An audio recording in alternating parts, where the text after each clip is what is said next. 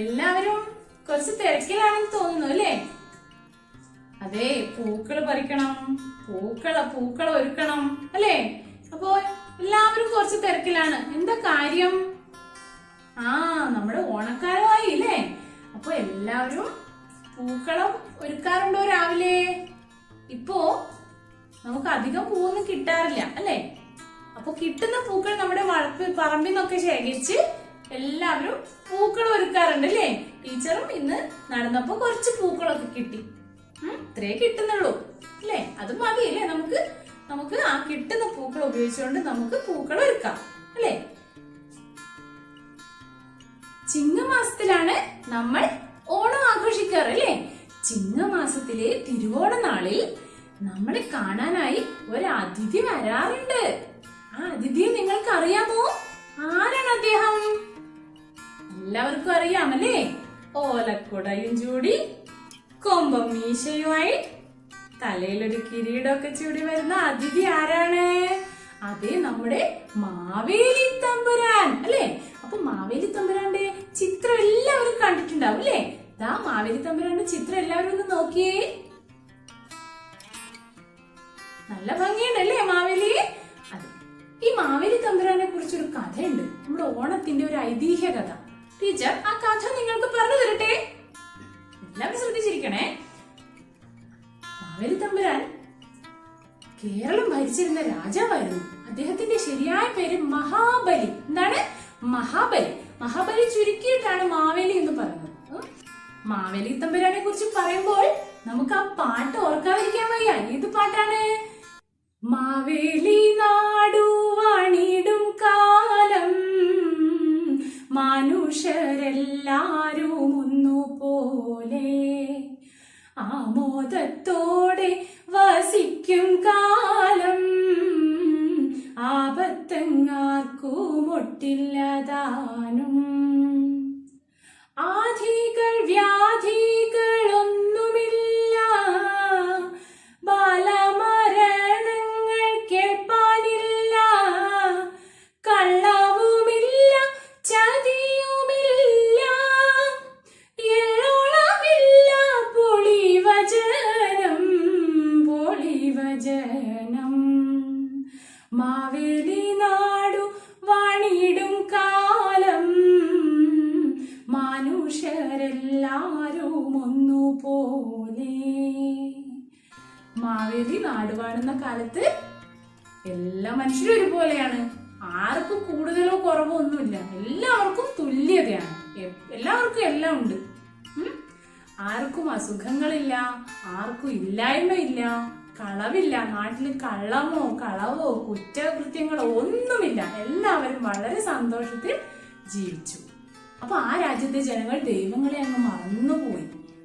എല്ലാവരും ദൈവമായിട്ട് ആരെയാ കാണുന്നത്? മഹാബലിയെ. അങ്ങനെ മഹാബലി അവരുടെ മനസ്സിൽ ദൈവമായിട്ട് അങ്ങ് ജീവിക്കാൻ തുടങ്ങി. ഇത് ദൈവങ്ങൾക്ക് അത്ര രസിച്ചില്ല. ദൈവങ്ങളൊക്കെ സ്വർഗത്തിലിരുന്ന് ഇതൊക്കെ കാണുന്നുണ്ടേ.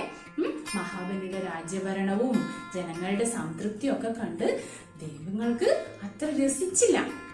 ദേവന്മാരുടെ രാജാവാരാ? ഇന്ദ്രൻ അല്ലേ? ഇന്ദ്രദേവനാണ്. അപ്പൊ ഇന്ദ്രദേവന് ഭയങ്കര പേടി. ഈ മഹാബലി എങ്ങാനും ഇനി സ്വർഗത്തിൽ വന്ന് എന്റെ സിംഹാസനം തട്ടിയെടുക്കുവോ? അപ്പൊ ഇന്ദ്രൻ പേടിയായി. ഇന്ദ്രൻ തീരുമാനിച്ചു, ഈ മഹാബലിയെ ഇങ്ങനെ വളരാൻ വിട്ടൂടാ, ഇവനെ എങ്ങനെയെങ്കിലും ശരിയാക്കണം തീരുമാനിച്ചു. അങ്ങനെ എല്ലാ ദൈവങ്ങളും കൂടി, ദേവന്മാരൊക്കെ കൂടി, മഹാവിഷ്ണുവിനെ അറിയാമോ? മഹാവിഷ്ണുവിനെ അറിയാം അല്ലെ? അപ്പൊ ഹിന്ദുക്കളുടെ ഒരു പ്രധാനപ്പെട്ട ദൈവമാണ് മഹാവിഷ്ണു. മഹാവിഷ്ണുവിന്റെ അടുത്ത് പോയി അപേക്ഷിച്ചു. എന്താ അപേക്ഷിച്ചത്? ദൈവമേ, ഇങ്ങനെ ഒരു വ്യക്തിയുണ്ട് കേരള നാട്ടിൽ. ആ വ്യക്തി നമ്മളെയൊക്കെ കീഴ്പ്പെടുത്താൻ സാധ്യതയുണ്ട് അല്ലെ? ആ വ്യക്തി അത്രക്ക് നല്ല ഭരണമാണ് നയിക്കുന്നത്. അതുകൊണ്ട് നമ്മളെയൊക്കെ കീഴ്പ്പെടുത്താൻ സാധ്യതയുണ്ട്. അതുകൊണ്ട് എന്തെങ്കിലും ഒരു പോംവഴി ഉണ്ടാക്കി തരണം, ഞങ്ങളെ ഒന്ന് രക്ഷിക്കണം ദൈവമേ. അത് കേട്ടപ്പോ മഹാവിഷ്ണു പറഞ്ഞു, ശരി, ഞാൻ വഴി ഉണ്ടാക്കി തരാം. അങ്ങനെ ദൈവങ്ങളുടെ അപേക്ഷ കേട്ട് മഹാവിഷ്ണു എന്ത് ചെയ്തു? മഹാബലിയെ തകർക്കാനായി തീരുമാനിച്ചു. എന്നിട്ട് വേഷം മാറിയിട്ട് ചെറിയൊരു കുട്ടിയുടെ രൂപത്തിലേക്ക് മാറി. വാമനൻ. ആരാണ്? വാമനനായി മാറി. തലയിലൊരു ചെറിയൊരു മുടിക്കഷ്ണം, ഒരു കുടുമയും ഒരു വെള്ളം മുണ്ടൊക്കെ ഇട്ട് ഒരു ചെറിയൊരു കുട്ടി വാമനനായിട്ട് ആര് മാറി? മഹാവിഷ്ണു മാറി. എന്നിട്ട് മഹാവിഷ്ണു നേരെ ചെന്നത് എവിടെയാ? കേരളത്തിലേക്ക് വന്നു. മഹാബലിയുടെ കൊട്ടാരത്തിലേക്ക് കടന്നു. അവിടെ കടന്ന് എനിക്ക് രാജാവിനെ കാണണം അനുവാദം ചോദിച്ചു. അങ്ങനെ കാവൽക്കാരൊക്കെ സമ്മതിച്ചു, അകത്തേക്ക് കയറ്റിവിട്ടു. വളരെ ബഹുമാനത്തോടു കൂടിയാണ് മഹാബലി വാമനനെ സ്വീകരിച്ചത്. എന്ത് വേണോ അങ്ങേക്ക്, എന്താ വേണ്ടത്, എന്ത് വേണമെങ്കിലും തരാം, അങ്ങേക്ക് എന്താണ് പ്രയാസം പറയൂ. അപ്പം വാമനൻ പറഞ്ഞു, എനിക്ക് തപസ് ചെയ്യണം.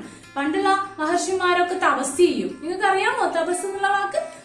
ഇങ്ങനെ കണ്ണടച്ചിരുന്ന് കാലങ്ങളോളം ദൈവത്തിന് പ്രാർത്ഥിക്കുക അല്ലെ? അപ്പോ എനിക്ക് തപസ് ചെയ്യാൻ കുറച്ച് സ്ഥലം വേണം. എനിക്ക് ഇവിടെ ഈ ഭൂമിയിൽ എവിടെ എനിക്ക് സ്ഥലമില്ല. അപ്പൊ എനിക്ക് കുറച്ച് സ്ഥലം അങ്ങ് തരണം. അത് കേട്ടപ്പോ മഹാബലിക്ക് ഉള്ളിൽ ചിരി വന്നു. ഇതായിരുന്നു ഈ കുട്ടിയുടെ ആവശ്യം. ആയിക്കോട്ടെ, എത്ര സ്ഥലം വേണമെങ്കിലും ഈ രാജ്യത്ത് നിന്ന് അളന്നെടുത്തോളൂ. എത്ര സ്ഥലം വേണമെങ്കിലും അളന്നെടുത്തോളൂ. എനിക്ക് അങ്ങനെ ഒരുപാടൊന്നും വേണ്ട. എനിക്കൊരു 3 അടി മണ്ണ്, 3 അടി എന്ന് വെച്ചാൽ 3 കാലിങ്ങനെ വെക്കുന്ന ആ ഒരു സ്ഥലം, എനിക്ക് ഒരു സ്ഥലത്ത് ഇരുന്ന് തപസ് ചെയ്യണം, അത്രേ വേണം. അപ്പൊ 3 കാലടി അളക്കാനുള്ള ഒരു അനുവാദം എനിക്ക് തരണം. എവിടെ വേണമെങ്കിലും അളന്നോ, ഒരു പ്രശ്നവുമില്ല. ഇത് മഹാബലി പറഞ്ഞതും എവിടെ വേണമെങ്കിലും എടുത്തു പറഞ്ഞതും വാമനന്റെ രൂപമൊക്കെ അങ്ങ് മാറി. കുഞ്ഞായിരുന്ന വാമനൻ വളർന്ന് വലുതാവാൻ തുടങ്ങി. കണ്ടു നിന്നവരൊക്കെ ഞെട്ടി. അയ്യോ, ഇത് എന്താ അത്ഭുതം! ആ കുട്ടി നിന്ന നിപ്പിനങ്ങ് വളരുകയാണ്. വളർന്ന് വളർന്ന് അങ്ങ് ആകാശത്തോടെ മുട്ടി. ഇത് ദൈവമാണ് വന്നിരിക്കുന്നത്, ചെറിയ ആളല്ലാന്ന് മഹാബലിക്ക് മനസ്സിലായി അല്ലേ? അപ്പോ ആദ്യത്തെ അടി വെക്കണ്ടേ? അടി അളന്നോളാൻ പറഞ്ഞില്ലേ? അപ്പൊ ആദ്യം കാലങ്ങ് പൊക്കി. കാല് പൊക്കിയപ്പോഴോ പണ്ടത്തെ കാലമല്ല, നല്ല വലിയ കാല് പൊക്കി വച്ചത് എവിടെയാ? ഭൂമി അങ്ങനെ തന്നെ അളന്നു, ഒരു കാലടിയിൽ. പിന്നെ ഇനി രണ്ടാമത്തെ കാലടി വെക്കണ്ടേ? രണ്ടാമത്തെ എവിടെ വെക്കും? അങ്ങ് വെച്ചു സ്വർഗം മുഴുവൻ അങ്ങ് മൂടി. ഭൂമി അളന്നു, സ്വർഗം അളന്നു. ഇനി ഒരു കാലടി കൂടി കൊടുക്കാന്ന് പറഞ്ഞിട്ടുണ്ട് ഇല്ലേ?